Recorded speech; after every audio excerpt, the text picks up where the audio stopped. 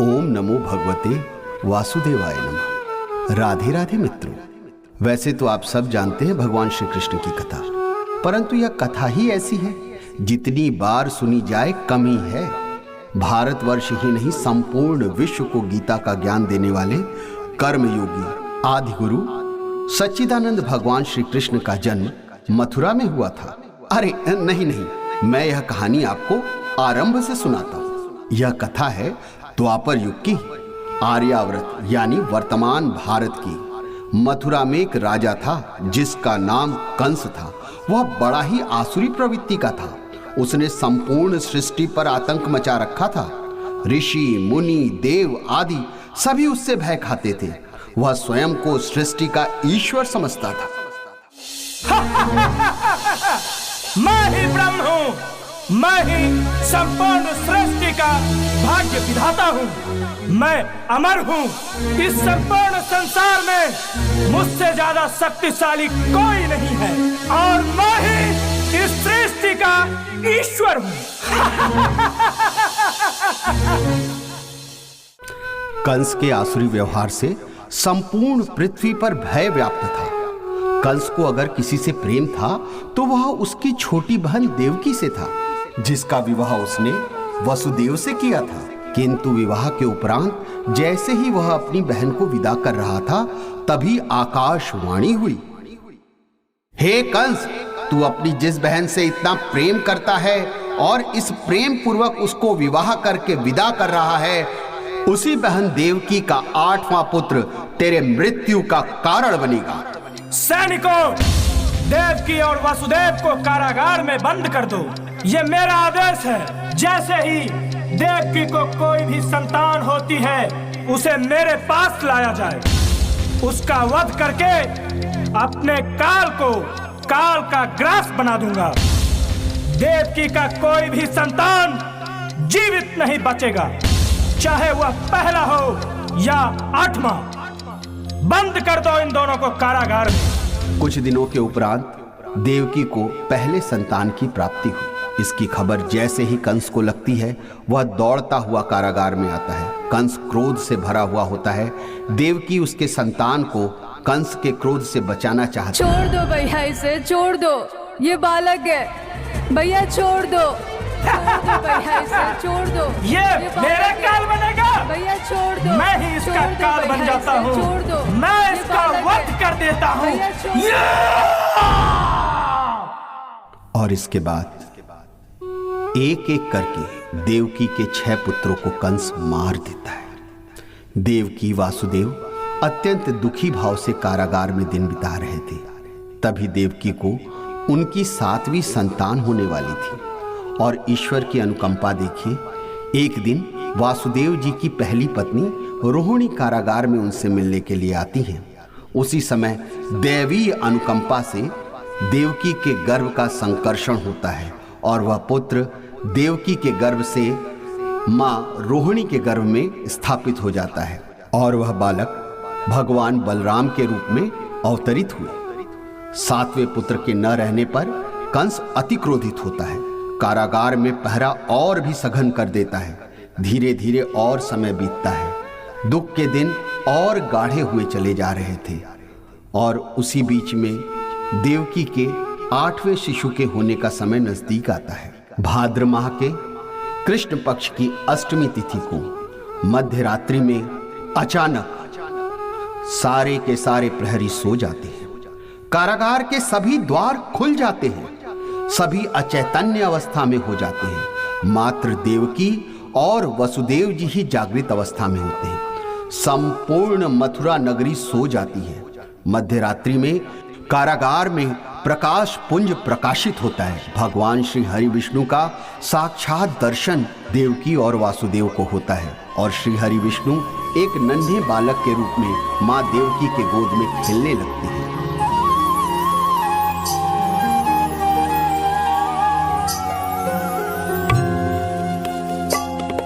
भजे व्रजैकमण्डनं समस्तपापखण्डनं स्वभक्तचित्तरञ्जनं सदैव नन्दनन्दनं भजे व्रजैकमण्डनं समस्तपापखण्डनं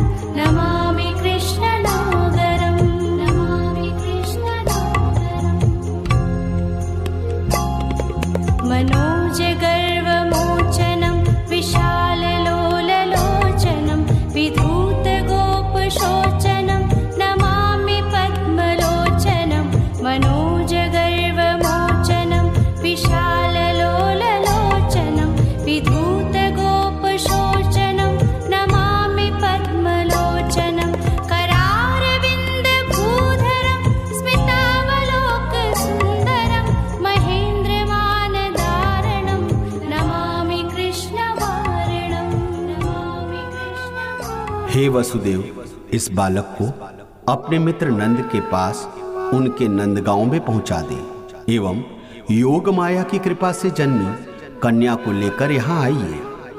जेल के सभी द्वार खुल जाते हैं। कृष्ण भगवान को लेकर वसुदेव जी मथुरा से नंदगांव की ओर प्रस्थान करते हैं। रास्ते में यमुना नदी पड़ती है। यमुना नदी को जब पार कर रहे होते हैं वसुदेव जी, उस समय घनघोर बारिश हो रही होती है। भगवान को उस बारिश से बचाने के लिए स्वयं शेषनाग भगवान के ऊपर छत्र के स्वरूप में आते हैं और माँ यमुना भगवान का दर्शन करने के लिए इतनी ललायित थी कि वह अपने वेग को बढ़ाती ही चली जा रही थी और जैसे ही उन्होंने भगवान श्री कृष्ण के चरणों को छुआ, वह पुनः सामान्य अवस्था में आ गई। उसके उपरांत वसुदेव जी कृष्ण भगवान को नंदलाल जी के घर लेकर जाते हैं। वहां पर पहले से ही एक पुत्री का जन्म हुआ था।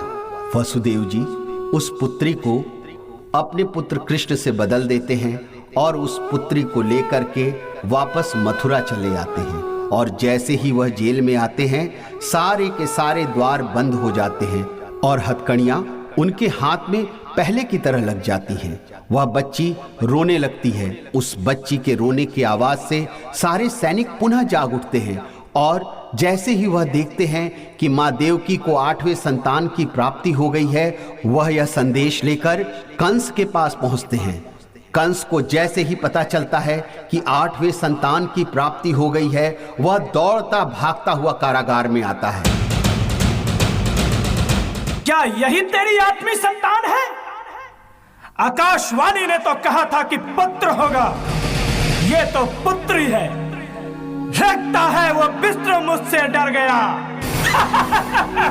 अपनी जगह ये कन्या भेजा है। मैं भी कंस हूं, कंस। देवकी तेरी अन्य संतानों की तरह मैं इसे भी नहीं छोड़ूंगा। हे कंस, तू मुझे क्या मारेगा? मैं तो स्वयं ही योग माया हूँ। तुझे मारने वाला इस धरती पे जन्म ले चुका है। वो तेरा संहार करके इस पूरी धरती को पाप मुक्त करेगा। वहीं दूसरी तरफ नंदगांव में हर्षोल्लास था। भगवान श्री कृष्ण के जन्म का उत्सव मनाया जा रहा था। बधावा गीत गाया जा रहा था।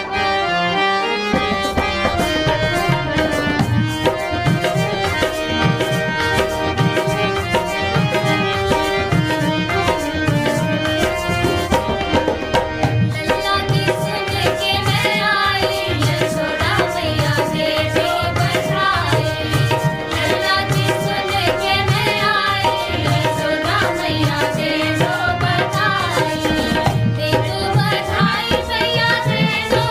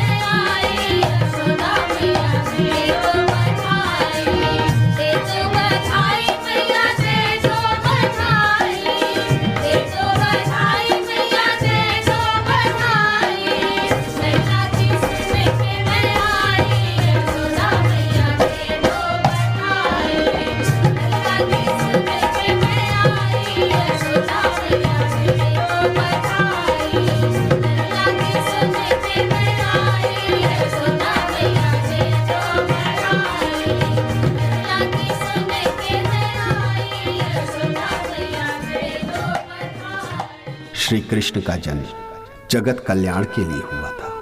उन्होंने न सिर्फ कंस का वध किया बल्कि धर्म की स्थापना हेतु महाभारत ऐसे युद्ध में धर्म का साथ देकर महान ग्रंथ श्रीमद् भागवत गीता का ज्ञान अर्जुन के माध्यम से संपूर्ण सृष्टि के कल्याण हेतु दिया और स्वयं जगत गुरु कहलाए। ओम नमो भगवते वासुदेवाय नमः। राधे राधे मित्रों।